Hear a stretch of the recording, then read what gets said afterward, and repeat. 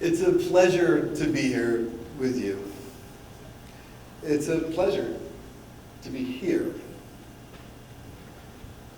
It's a pleasure to be. This life of ours. Well, I'm going to tell you a few stories that draw your attention towards the subject of dying with a very specific intention. I'm a physician, and I work with people who face their death in the hospital. And every day I have to remind myself of something that's probably pretty obvious to you. Dying is not a medical experience. Dying is a human experience. And what's more, it's your human experience. So I'll guide you within yourself to discover a certain natural understanding and calm that I know exists. It may serve you well someday. It serves me well today. Now, dying is not always beautiful. In fact, it's seldom very easy. And sometimes it's very difficult or even impossible when it's happening to recognize that death is always illuminated by soul, deep in meaning and brimming with actionable wisdom. So as a participant observer, I'm going to bring into view for you things that are rarely seen and even more rarely seen clearly. So for a few minutes, join me in a front row seat to the boundary zone where living and dying meet. So my first memory of human death was when I was 6 years old, my grandfather's funeral. The memory is wrapped up in a big set of emotions: confusion, fear, and anger. I felt so alone. None of it made any sense. Now, in my family, like many others, we keep the unpleasant under wraps and out of sight. Nobody told me anything about his illness or his dying. I was so angry at the grown-ups. And I also remember that I wanted to reach up and touch the object that looked like him, but was so obviously not him. I learned something that day that I didn't know I was learning. This body, this isn't who we are. I still don't know why that's such a big secret, and thus began my mistrust for grown-ups that persists to this day. Now, let's take a look at time. You know, time has its measurable dimension, but it doesn't take a physicist to recognize how nonlinear and subjective and human the experience of time is. Tell a child to wait an actual minute, or tell me that it's been 7 years since the birth of my daughter Bella.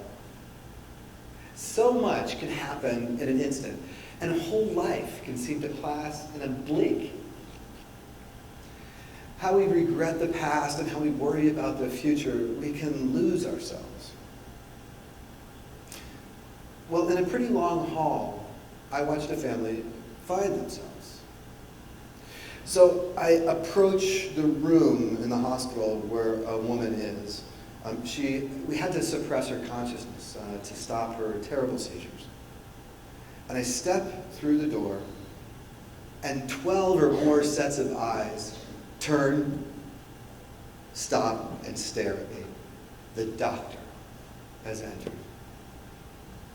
Well, I felt like I was going to suffocate under the weight of their sadness, and I wanted to run away from the tension of their impatience. But I didn't. I did what I always do, which is to manage myself, to manage my fear that I would fail them. I remember particularly the eldest son. He was an important businessman, and he was quite disconnected, separated from his sisters and from his family. And he said to me, I'm way too busy to stay. But he stayed anyway for the entire 23 days of her miraculous dying. You know, I can always tell when it's going well when the hand-wringing stops and the stories come forward and the room fills with equal parts laughter and tears.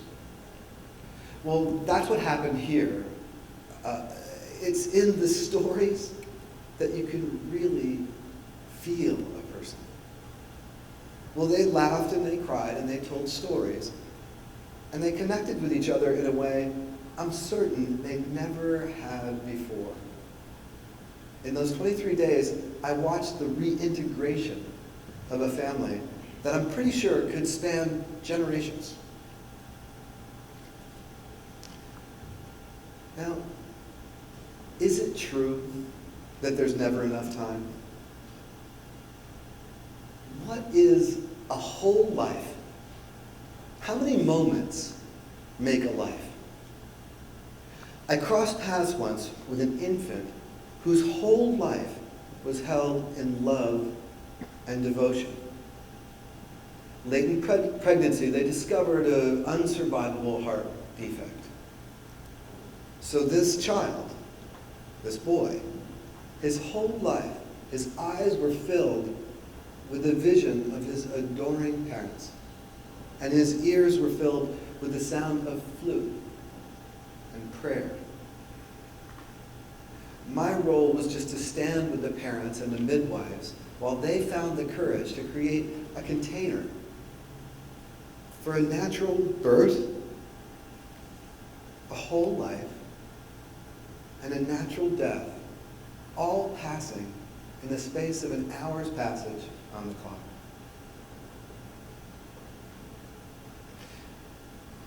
What has awed me the most is watching people embrace the immediacy of their lives, no matter what the circumstances. Here's two love stories. The first story, it belongs to a young man who was dying quickly from a newly diagnosed cancer. The second story belonged to a young woman whose cancer recurrence was discovered at the time she delivered her third child. For both of them, their attention was dominated by love, and life was affirmed by their choices. So this young man, he'd been living with his partner or fiance for a number of years, and they had every intention to get married once he got his business squared away. Well, I pulled out my Universal Life minister's card, and I married them 2 hours before he died. On his face, I saw the tears and smile that were so familiar to me because they were the same as mine when I got married. Now, this woman, she insisted on marrying her partner and marrying her 2 children, her 2 sons, to her partner before she would accept the aggressive and dangerous treatment that was offered to her to give her an outside chance at survival. So, her family and her partner created a whole wedding in the hospital chapel. I mean, a whole wedding. There was a minister, there was live music, there was a cake, a dress, rice, flowers, everything. And there was also all of their people who came from all over the place to show up for love. So this woman, she got her life squared away. She handled her life on her own terms before she accepted the treatment that was offered. Consider this. Would you rather die instantly without any warning, like a bus gets you from behind?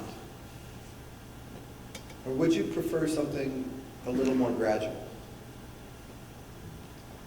Well, for you bus people, is it physical symptoms that worry you? Or is it the gravity of having to face your own life, your own death? If it's the gravity of facing your own death, that's yours to manage. But if it's physical symptoms, physical distress, remember that I told you this today. The physical distress is most often manageable. Not always, but most often. I knew a woman whose mother in the last year of her life created a series of videotapes for her daughter who was 7 years old at the time of her death. This mother and her husband generated age and developmentally appropriate messages that she could send through the camera's lens and into her daughter's future. There was one for every birthday and for special occasions like graduation, the day of her wedding, and the day that she gave birth to her first child. So this mother, she used the time she had to express her love and dedication to her daughter. And it mattered. This mother's willingness was to face the reality of her situation. Now, would you or I be as willing to do that? I don't know, but I hope so. In situations where we face our own death, it actually helps to be deeply related to reality. For those unfamiliar with Elizabeth Kubler-Ross, she was a pioneer who had the amazing insight to actually ask dying people themselves about their experience. She took this research and she crafted a model, the famous 5 stages of dying: anger, depression, bargaining, denial, and acceptance. Well, I'm very grateful for Dr. Kubler-Ross, and I'm very understanding for those that struggle with anger, bargaining, denial, and depression. But in my business, I've learned that acceptance is a better guide to decision-making when death is imminent. I was called to the bedside of a man who had a small and solitary lung cancer. He was hoping for a surgical cure. Well, his chances for success were excellent, excellent. But reality intervened in the form of irreversible and ultimately fatal complications. For the past few weeks, he was dependent on a face mask that blew air in and out through his broken lungs. And it was my job to manage and navigate through the anger of his family and my own shame regarding the failures of my medical system. Well, my job was also to tell him the truth, that he wasn't going to survive this illness. And when I told him that he was going to die, he reached up and took my hand in a gesture of reassurance. He asked, "What's next, Doc?" So I asked him, "What's most important to you?" He then gathered up all the people in his life that he wanted to say goodbye to, and he brought them to him. He said, "I'll do it tomorrow at high noon." High noon, his words. And so he gathered these people together. He had dozens of encounters. Those encounters actually washed away most of his family's anger. And for me, it was laughter and tears again that had me relax. So at noon the next day, in the presence of 15 or so family members and friends, he reached up and he pulled off the mask to show a smile and a sparkle in his eye. I swear I felt him enter my heart when he died. You know, I carry many tools with me from my traditional medical training, but it's midwifery that I find my inspiration.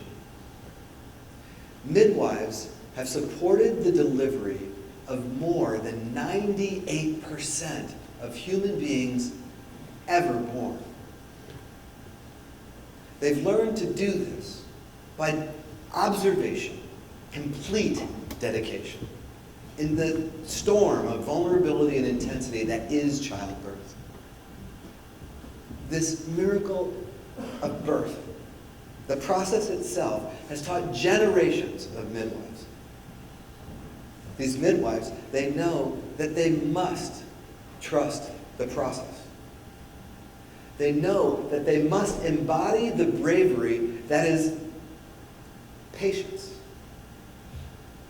These midwives, like warriors, know that they must take action only and exactly when necessary, and not a moment before or a moment after. In the care of the emergent human being, or in the retreating life of a dying person, less is more. It's also true that 98% of human beings that have ever died have done so in their own homes, attended to by their families. The various healers that have stood behind these families over the years have never been able to change the dying. But they've always brought the tools that they've had, and they've showed up to a human process that they trust. Whether it's doctors or shamans or nurses or midwives or family, what matters most at the side of a dying human being is presence. Now, in my family, we prepared like crazy for birth in our home. For our dying, this miracle of death, we rarely prepare at all. We back into the single most potent life experience, and we find ourselves surprised when we're confronted by what's been broadcast to us from within us since the first inkling of our self-awareness. Now, a little old lady I fell in love with a long time ago, Ruth Gordon, said, "I love people. They're my species." Well, I am enchanted to be one of us, this family of human beings. Here we are, people, here and now. When it comes your time to die, remember that just as your life was always yours to own, your death is yours as well. And when you get the opportunity to serve or merely witness the dying of a fellow human being, manage yourself so that you can be present. Don't just do something. Sit there. Thank you.